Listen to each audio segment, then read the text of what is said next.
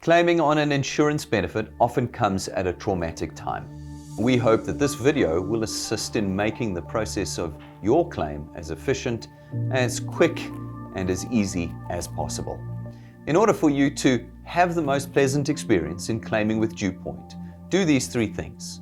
Understand the product that you're claiming on, understand the claims process with DuPoint, and then follow the process as we outline it.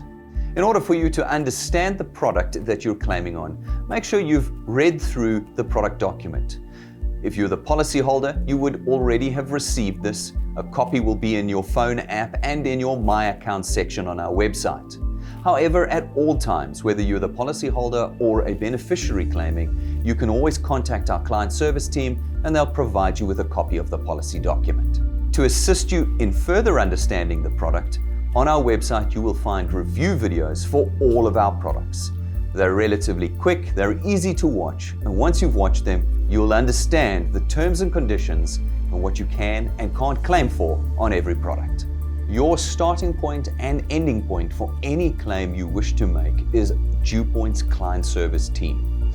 Contact DuPoint's client service team to establish whether the product was paid, whether the waiting periods on your particular product have been completed, who the recorded beneficiary and dependents are in our system, and where there is no beneficiary recorded, get whatever details are required in order to have the claim paid into the estate of the deceased policyholder. These are the 4 steps you need to do to complete a claim with DuPoint. Firstly, contact DuPoint's client service team and obtain a DuPoint claims form. Follow all the instructions on the top of that form. Also follow any additional instructions that the DuPoint client service team give you. And then submit all the completed and certified forms back to DuPoint's client service team. If you're claiming on Heritage Life, it's important for you to note that the Heritage Life Plan is a life insurance policy. The amount of the benefit for this life insurance policy will be recorded on the policyholder's insurance schedule, and our client service team can help confirm the amount for you. Before you claim though, establish with DuPoint's client service team that all the waiting periods of this product have been completed. That's after the first payment, cover for accidental death is covered. After 6 payments, cover for natural causes is covered. And after 12 months, terminal illness benefits are now available.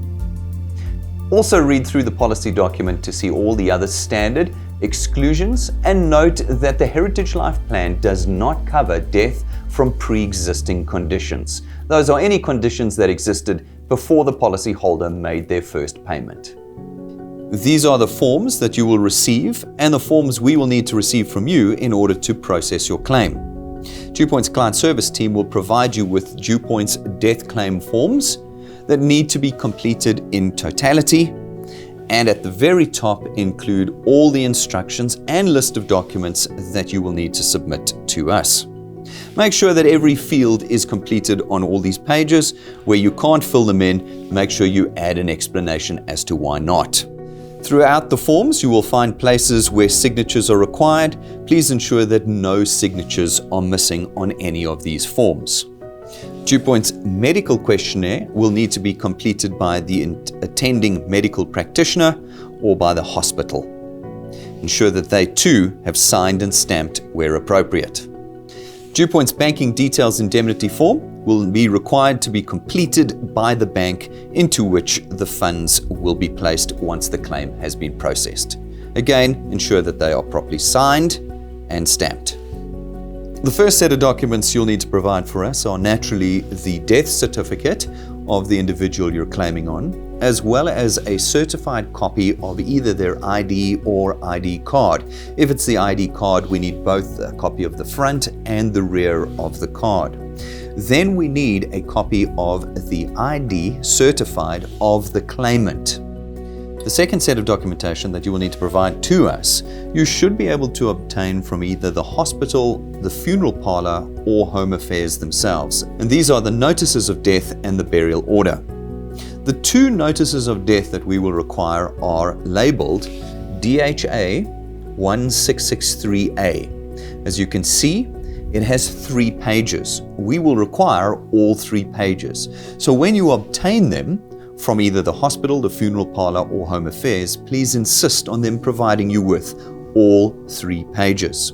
These pages need to be certified, stamped, and completed correctly. The second notice of death is the DHA 1663B, page 1 of 1. Notice the difference from the first notice, which was 3 pages and was labeled A. We are looking for B. On this page, you'll be able to see the cause of death, and again, it needs to be stamped and certified.